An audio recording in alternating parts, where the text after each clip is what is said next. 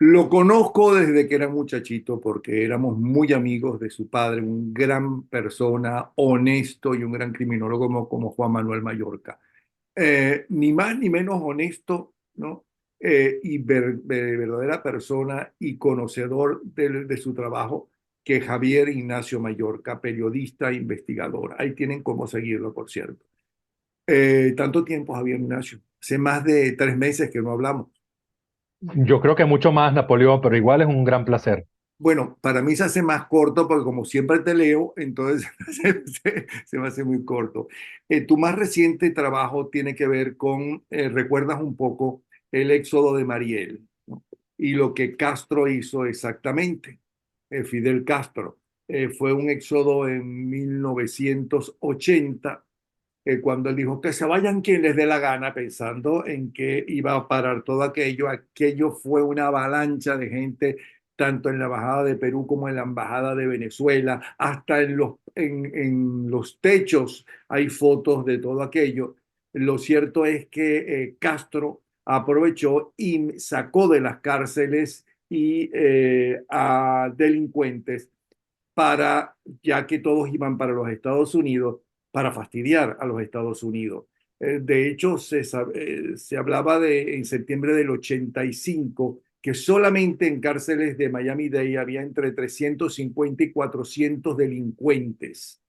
Y se habla de que de los 125.000 refugiados, solo 2.700 eran delincuentes, pero le hicieron mucho Mm. daño a la imagen del cubano honesto, que fue la mayoría, y trabajador, que fue la mayoría y es la mayoría de los que se vinieron en Estados Unidos. Lo mismo se está hablando ahora, bueno, porque es una copia de lo que acaba de suceder o está sucediendo tanto en Estados Unidos como en Ecuador, como Perú, con el famoso Tren de Aragua y un grupo más de delincuentes. Vamos a ver qué nos dice Javier Ignacio y qué nos dice también, porque Iván Simonovic fue muy claro en lo que dijo, y tan claro fue y tan acertado que la reacción del chavismo a través de su hacker ha sido impresionante, cosa que me satisface mucho, porque dijo una gran verdad y que les molestaba. Bienvenido, Javier Ignacio. ¿Cuál es tu versión de los hechos? Mira, Napoleón, el caso de la crisis del Mariel, 1980, tú lo has dicho, se extendió por varios meses, hasta finales de ese año. Eh, Se trae a colación en este momento porque desde los propios Estados Unidos, en época preelectoral, se está planteando un paralelismo entre aquel episodio y todo lo que ha sido la diáspora venezolana a través de la selva del Darién y otras rutas que pasan indefectiblemente por Centroamérica y llegan al río Bravo.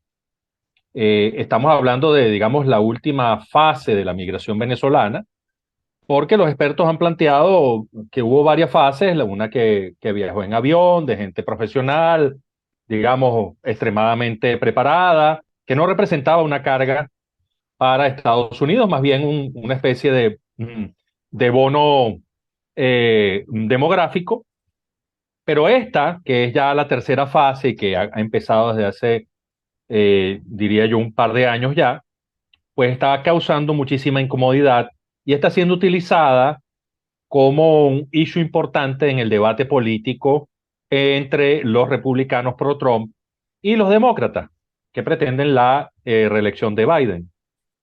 Y de hecho, un exdirector adjunto del FBI recientemente, Swecker, ha dicho que Maduro vació las cárceles tal y como hizo Fidel Castro en los ochentas. Claro, detrás de todo esto hay toda una cantidad de informaciones, algunas de ellas sin confirmar, escasamente documentadas, otras muy documentadas sobre la relación intensa del gobierno venezolano de Chávez y ahora el de Maduro con su par cubano, con la dictadura cubana.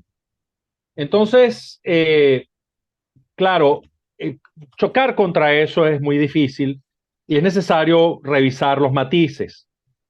Y es por eso que desde, digamos, la columna que este servidor edita, Crímenes sin Castigo, se han planteado una serie de preguntas, porque en primer lugar, bueno, estamos hablando de la diáspora venezolana como un todo. Estamos hablando nada más de los que cruzaron por el Darién, 150.000 personas en el último año. Y tú tienes a 15 revoltosos en Nueva York y otros tantos por allí. Dice la administración Biden que ha devuelto a 13.000 personas. Ok, estamos hablando del 10%. Y eso te sirve para plantear un debate en torno a toda la migración venezolana. Creo que es una injusticia, en primer lugar. Pero al margen de eso, hay unas cuestiones también, de hecho, que como que le dan sustento a las afirmaciones, y eso tampoco uno lo puede perder de vista. Sabemos que desde diversos países suramericanos y desde Venezuela ha ocurrido una intensísima migración de factores criminales. Se han ido a Chile, han ido a Ecuador, a Perú, a Colombia, en una primera oleada. Se posicionaron allí y con posterioridad, cuando las autoridades de esos países empezaron a reaccionar, desde luego con las diferencias del caso, empezaron a registrarse movimientos de esos factores criminales, algunos de ellos ligados al Tren de Aragua, otros simples delincuentes, no asociados a ninguna estructura, que se fueron rumbo al norte y se solaparon con la diáspora de la gente que huye de la terrible crisis que vive Venezuela.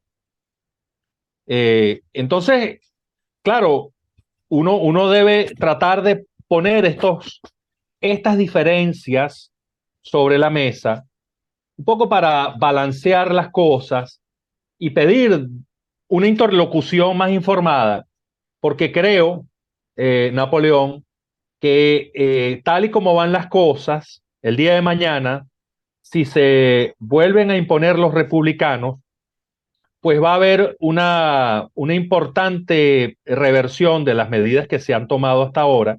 De hecho, ya esto está ocurriendo en Estados Unidos, pero con la posibilidad de que se violen los derechos fundamentales de numerosísimas personas. Desde luego que en Estados Unidos, esto hay que observarlo también, hay un balance importante de poderes, es decir, estas medidas son litigables y son, digamos, reversibles parcialmente. Algunos estados lo han hecho, pero sin duda alguna, si en Washington asume el poder tal y como parece Donald Trump, pues mira, hay una cantidad de preocupaciones que se pueden plantear en cuanto a la actitud que se va a asumir con respecto a la diáspora venezolana y a las demás, porque parte del discurso MAGA pasa por allí, por ser duro con la migración, tal y como por cierto está pasando en países de Europa, ¿no? Entonces, bueno, eso es un poco el sentido de la columna que divulgamos el fin de semana y acabamos de postear en la página. Desde luego que hay datos. Tratamos de que las preguntas se hagan de la manera más informada posible y de la manera menos prejuiciada posible. ¿Hay delincuentes? Sí hay. Como los hubo, por cierto, en la migración italiana, que ha dejado enormes beneficios a Estados Unidos en toda la Unión, pero que también dejó la Cosa Nostra americana con sus 5 grandes familias. Entonces, bueno, tienes eso. como ha ¿Por qué no sucedido con asum la migración china, ¿no? También Que con también con los rusos. rusos que se asentaron en Brighton Beach? Pero hay una Que, cosa, y no me gusta tocar estos temas porque hay demasiados problemas en Venezuela para que la gente diga, este está contra Trump o este está con Trump, es Biden, no sé qué. Pero lo que yo no entiendo de Trump es que su familia llegó a los Estados Unidos, ¿no? Como inmigrante. Fue su abuelo el primero que llegó aquí como inmigrante. Que por cierto, su trabajo inicial y su gran triunfo, cuando empezó a hacer su dinero, fue con prostíbulos. Y la misma esposa de Donald Trump, hermosísima ella, por cierto, sumamente elegante, es un inmigrante que vino aquí como empezó a trabajar como asistente o dama de compañía. ¿Ok? Eso es lo que yo no acabo de entender, por qué él eh, es tan radical en el caso de todos los inmigrantes, porque él habla de todos, los generaliza, eso es todo. Sí. Pero eso aparte, eso es una cosa que quise poner aquí aparte que no entiendo de Donald Trump. Lo Pero que pasa, con Napoleón, otras ventajas que disculpa, tiene Donald Napoleón, Trump y demás. disculpa la interrupción. Mira, Sí, es que es importante entender esto a la luz de la realidad política estadounidense. Ahí en la columna se cita el resultado de una encuesta Pew, del centro Pew, que es extraordinariamente serio, eh, y es que revela una enorme sensibilidad del elector estadounidense sobre el tema migratorio. Es decir, demócratas, republicanos y los que están en el medio, todos parecieran muy sensibilizados hacia eso. Y parecieran además, digamos, tendiendo hacia dos aspectos. Uno, exigir medidas más duras. Lo otro que está allí gravitando también, que pareciera que en la mente de los estadounidenses prevalece una relación de causalidad entre la migración y el incremento de la delincuencia en ciertos lugares. Es decir, se atribuye esto, por ejemplo, al hecho de que están llegando venezolanos, hondureños, mexicanos a las grandes ciudades estadounidenses y no, por ejemplo, la ausencia de control de la frontera, no, por ejemplo, la ausencia de un tratamiento adecuado de las poblaciones en riesgo. Desde luego que esto, Napoleón, esto hay que revisarlo con muchísima calma porque el día de mañana, cuando uno revise, no tenga acceso a la data, por ejemplo, del Instituto Nacional de Justicia, quizás se percata de que la gran mayoría de los delincuentes en Estados Unidos, personas detenidas por autoridades federales, pero también estatales y de los condados, pues resulta ser que no son inmigrantes que han entrado por la frontera sur, sino que de repente forman parte de minorías ya establecidas que, bueno, están en crisis por el tema económico, por la inflación, por la ausencia de empleo. En fin, esto hay que revisarlo bien. El problema está en que hay una opinión prevaleciente en este momento preelectoral, donde tú sabes que las pasiones se desatan y la razón disminuye, en el que se atribuye el incremento de la delincuencia a la acción a la migración, digamos, de estos países centroamericanos y de Venezuela. Y desde sí. luego está Cosa que toda la, no le falta la razón de estar preocupado por eso la claro, pero gente se normal y destaca un hecho, corriente. Ujú. se destacan hechos, por ejemplo, que el tren de Aragua los elementos del tren de Aragua están robando celulares en Nueva York y detienen a un muchacho venezolano de 15 años. ¿De dónde salió la información de que ese muchacho de 15 años pertenece al tren de Aragua? Ese es un niño frustrado porque subió a Estados Unidos creyendo que iba a obtener el paraíso y resulta ser que hasta ahora lo que hicieron fue llevarlo en autobús de un lado para otro en 3 albergues. He tenido la oportunidad de intercambiar alguna información con gente que ha estado en esa circunstancia y lo que más surge en esto es el choque entre la ilusión y lo que es la realidad en Estados Ahora, Unidos. Es decir, Javier, nosotros tuvimos ese mismo problema cuando la Venezuela era el principal país desde el punto de vista económico, el que más surgía, que más se desarrollaba. Y vi una cantidad enorme de gente, muchos de ellos en situación ilegal, porque no está, ilegal no es indocumentado, porque ilegal es una cosa y ser indocumentado es otra. Indocumentado. Y es absolutamente necesario que en los países esté la gente documentada exactamente para saber quién es, dónde está y demás.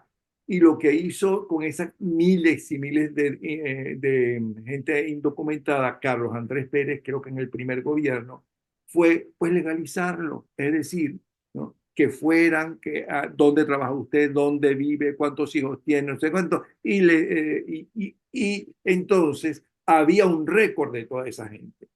Yo creo que eso es lo que hay que hacer. Si tú no puedes con las fronteras, ¿no? Pues tienes que hacer algo para solucionar el problema y no acusar a todo el mundo. Pero yo quisiera tocar otro tema que tiene que ver con esto, que es el tema del secuestro del teniente Ronald Ojeda Moreno, que evidentemente no es una serie de delincuentes que secuestran al tipo, pero no piden un centavo. Ahí hay algo totalmente diferente.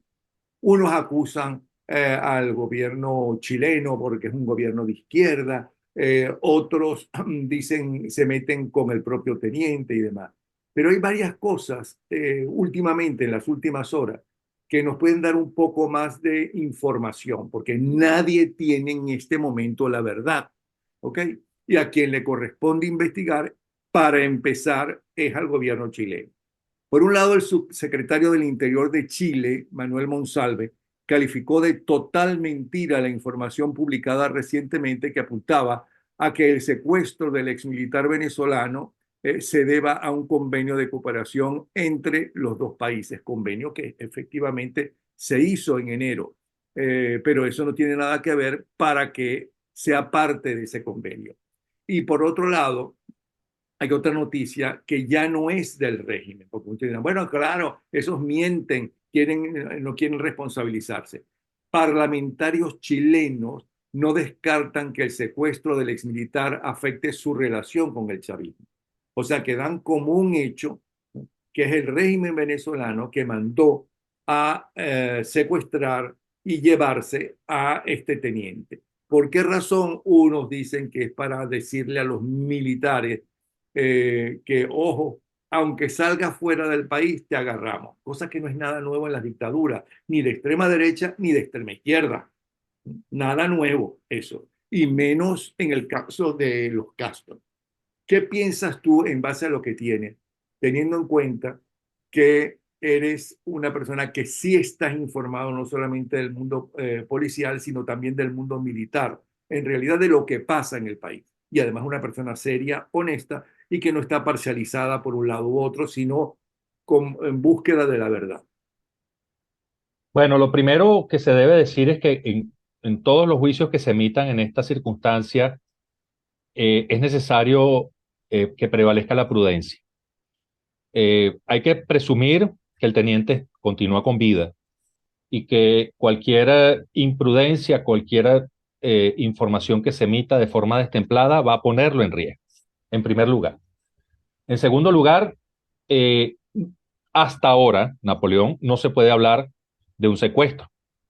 El secuestro en Venezuela y en otras partes del mundo, digamos que tiene una descripción bastante clara como delito, eh, y por regla general, en el secuestro, por lo menos el extorsivo, se pide una contraprestación en términos de dinero, algún bien, algún tipo de riqueza. Existen secuestros de orden político en los cuales se exige otra cosa. Pero hasta ahora, primero, llama la atención, Napoleón, que nadie se ha atribuido esta acción, en primer lugar. Y en segundo lugar, que no ha trascendido ningún tipo de exigencia a cambio de la liberación del teniente. ¿Y cómo Entonces interpretas tú esto? no podemos hablar de secuestro. Podemos hablar de desaparición forzada o privación ilegítima de libertad, según sea quien haya perpetrado ese hecho, lo cual todavía no sabemos. Después, llama la atención que los medios chilenos han divulgado algunas imágenes del momento en que se llevaban al teniente de su vivienda. Y quien te habla, lo primero que observó fue la manera como el teniente estaba sometido. Ese tipo de llaves, como lo decíamos aquí en términos de lucha, no las aplica cualquier individuo. Eso lo aplica gente con entrenamiento. Lo cual sugiere que detrás de este hecho existe cierta planificación. No total, porque de lo contrario, si ellos hubiesen planificado bien el asunto, no hubieran quedado grabados como efectivamente quedaron, hubieran escogido otro escenario. Quizá hubo cierta premura en la ejecución de este hecho, y eso los llevó a cometer este error, así lo calificaría. Luego, eh, claro, uno está a muchos kilómetros de distancia de Chile y no puede, digamos, tener una noción precisa en cuanto a cómo sucedieron las cosas con línea de tiempo establecida. Pero me da la impresión de que la reacción de las autoridades chilenas fue levemente tardía, porque, bueno, que si fue, que si no fue, todo eso lo que contribuía era a que los perpetradores y la víctima marcaran distancia con respecto al lugar del hecho. De manera que para el momento en que se da la reacción, o por lo menos se informa, pues ya la víctima podía estar fuera de ese país. Si ellos planificaron bien la logística para la huida, esto probablemente sucedió. No sabemos dónde está el teniente.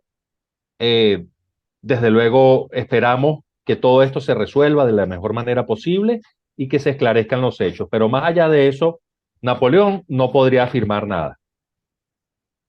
Ok, estoy de acuerdo contigo porque hay que ser serio en los planteamientos y eso es lo que se tiene, lo que se tiene y lo que se sabe. Eh, pero tu olfato, ¿qué te dice? No quiero en este momento referir ni especular nada, Napoleón. Eh, Hay la vida de está en juego la vida de una persona. No es nada más la libertad. Y estamos en un contexto político en el que sabemos por eventos conocidos ya, léase por ejemplo los informes de la misión de determinación de hechos de la ONU, que abundan en datos sobre prácticas muy alejadas de la preservación de los derechos fundamentales.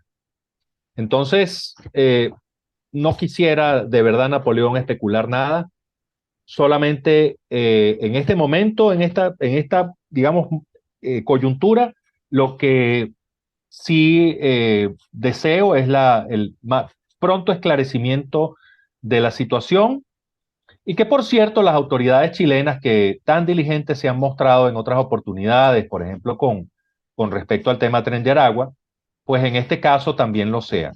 También muestren la misma diligencia, incluso en las conexiones, en establecer las conexiones internacionales para determinar el paradero del teniente. Ahora bien, perfecto. Cambiemos a otro tema que también es delicado. ¿Cómo ves tú la situación del país? Muy confusa.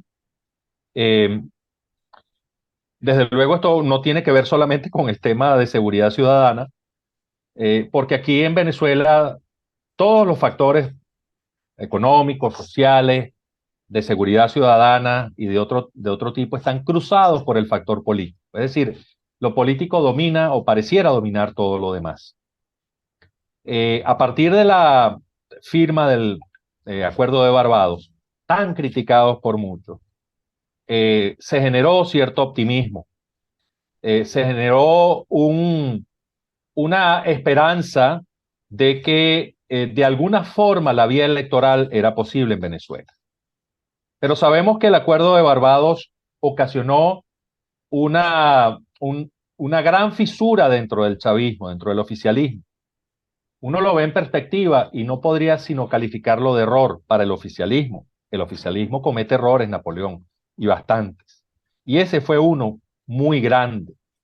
Ellos calcularon un costo, el costo que vendría, digamos, por conceder la posibilidad de que María Corina Machado, según sus escenarios, ganara con un número de votos pírrico, así lo vieron, antes de que se diera la primaria. Y decían, bueno, si eso es así, a cambio de eso nos levantan algunas sanciones, podremos facturar directamente el petróleo en el mercado internacional. Y entonces dijeron, vamos a darle curso a esto, contra la posición de un sector muy importante del propio oficialismo, que ya venía en fractura a propósito de lo de Tarek El Aissami. Ojo. Entonces esto, digamos, noviembre y diciembre fueron meses muy turbulentos para Miraflores, tratando de reacomodar, de enderezar lo que habían hecho, digamos, para traer esto a su propia causa, que es la permanencia en el poder. Más nada, no el beneficio de la gente, no el avance del país, no, es la permanencia en el poder. Ese es el objetivo fundamental de todas las decisiones que se toman aquí, Napoleón, desde el Ejecutivo, obviamente, y desde los demás poderes también, pues están todos plegados al mismo régimen. Entonces, poco después se fueron dando, digamos, las decisiones y acciones para revertir aquello. Primero la detención de algunos miembros de un miembro de la Comisión Nacional de Primarias, el llamado interrogatorio del presidente de la comisión y de una de las miembros principales, después el tema de la ratificación de la inhabilitación a María Corina Machado. Estamos, por supuesto, haciendo un vuelo rasante y todas las consecuencias que eso trajo en medio de un ambiente de que ya ellos no querían acatar lo que dice el Acuerdo de Barbados sin manifestarlo abiertamente. Es decir, ellos no patean abiertamente el Acuerdo de Barbados, llaman comisión de verificación, atribuyen ciertas cuestiones a la conducta del enemigo o del opositor, pero todos sabemos que realmente aquí quien lleva la batuta es el propio Ejecutivo, porque todas las decisiones que son importantes eh, vienen de allí. Es decir, hasta la sentencia del Tribunal Supremo vienen del Ejecutivo. Lo que decide el fiscal designado por la Asamblea Nacional Constituyente ya extinta, eso viene del Ejecutivo también. Entonces, todo esto que se ha venido dando en cuanto a persecución de ONGs, la detención de la doctora San Miguel, y esto que se está diciendo ahorita de que la elección se podría adelantar a mayo, es decir, ya sugiriendo abiertamente que nos importa un bledo lo que hay lo que venga de Barbados, los compromisos de Barbados. Todo eso pues obra en una sola dirección, y es que el gobierno va a intentar escoger a la persona que podría lanzarse desde la oposición para competir con Maduro en unas elecciones presidenciales, por supuesto, absolutamente desventajosas, no competitivas. Entonces ese es el escenario en el que estamos. Todo esto, por supuesto, causa enorme intranquilidad en los factores económicos internacionales, que son los que les pueden dar, Napoleón, cierto oxígeno a las finanzas venezolanas, de una perspectiva de 14, 15 mil millones de dólares en cuanto a renta petrolera, pues esto se reduce a lo que se pudo facturar directamente hasta, o se podrá facturar hasta abril, y luego lo que puedas hacer a través de los mismos intermediarios que operaron con Maduro hasta octubre del año pasado, que descuentan casi la mitad de la factura. Entonces te imaginarás que entre una cosa y otra, pues a Maduro, eh, pues afina papel y afina el lápiz, hace sus cuentas y dice, en un escenario con sanciones reimpuestas, pues a mí no me conviene elecciones en diciembre, porque el efecto de esa reimposición de sanciones sobre la economía venezolana va a ser brutal. Y por eso es que están hablando ahora de elecciones prácticamente en el borde de lo comprometido en Barbados, es decir, en julio. Entonces, esto es lo que vamos a ver. La política venezolana tiene algunos aspectos cambiantes. Creo que es importante que la gente de la oposición, encabezados ahora por María Corina Machado, han insistido en que no se saldrán de la ruta electoral. Eso me parece importantísimo. Manifestarlo no solo al propio oficialismo en las reuniones que tengan en privado, sino también hacerlo ante la comunidad internacional, que la ruta electoral no será abandonada, porque eso va a obligar a Maduro y al régimen a cometer nuevos errores. Y uno de ellos está en el enjuiciamiento del entorno de María Corina, es decir, un poco lo que hicieron con Guaidó, pero en este caso además con el argumento de que María Corina Machado estaba involucrada en el plan de los brazaletes blancos. Tú sabes, aquella grabación de Ángelo Heredia que difundieron sumamente trucada, en la que pusieron un pito cuando él iba a mencionar a Machado, pero obviamente querían que todos supiéramos eso, para meterle miedo a la gente de la oposición. Entonces aquí estamos, Napoleón, en medio de esta incertidumbre que no le hace bien a nadie, y sobre todo a un país que, bueno, está con una perspectiva de recrecimiento de la inflación, de recrecimiento nuevamente del precio del dólar, porque esto que está ahorita es totalmente artificioso. y de desconocimiento internacional del resultado de unas elecciones que puedan ser a mañana. Pero Maduro diera la impresión y su entorno diera la impresión de que esto no le importa mucho. Llegó Lavrov aquí, ha habido un nuevo acercamiento hacia estos factores ligados a Rusia y a China, que tienen muy poco que ver con la democracia en el mundo.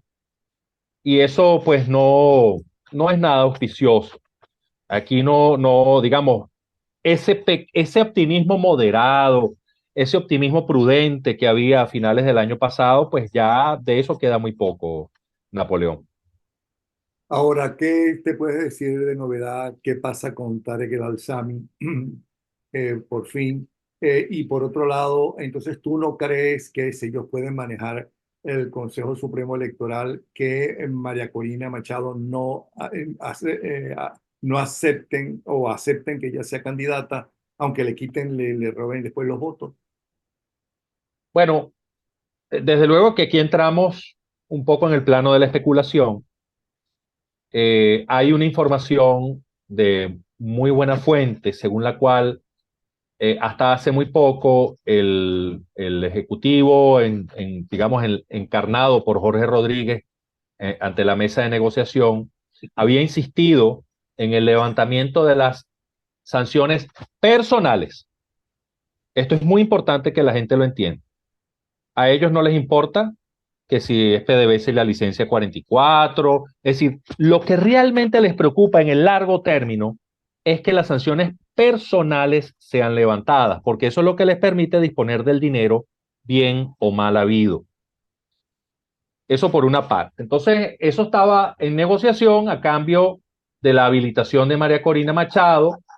Eh, bueno, enviaron un mensaje para subir la barra con esta decisión de la Sala Contencioso Administrativa del Tribunal Supremo, pero todavía queda una instancia, Napoleón. Digamos que esa es la única rendija que hay, y es que la Sala Constitucional pueda, mmm, bajo el argumento que sea, revertir esa ratificación de la inhabilitación, que es lo que ha sucedido. La verdad le doy poca esperanza a esto. Incluso si eso sucediera, porque esto es una especie de comodín, lo que está en el escenario es la vuelta a la inhabilitación con base en todos estos procesos judiciales que están pendientes en contra de Machado, porque esa inhabilitación no tiene ninguna sentencia firme, es decir, todos los argumentos que ha elevado el abogado Perkin Rocha en nombre de Machado son válidos. Ahí no hay sentencia, es decir, María Corina no ha sido funcionaria, no está. Todo eso sabemos que en términos de estricto derecho eso opera, pero lo que está en la realidad factual es que María Corina no es candidata porque al gobierno no le da la gana. Y si al gobierno no le da la gana, la única forma que hay es tratar de seducirlo con base en lo que ellos están pidiendo en la mesa de negociaciones, que es esto. La gente no debe llamarse engaño.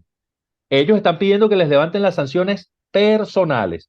Estados Unidos ya dio una primera señal en una oportunidad cuando levantó la sanción personal contra el ex tesorero Malpica, que forma parte del entorno familiar de la familia presidencial.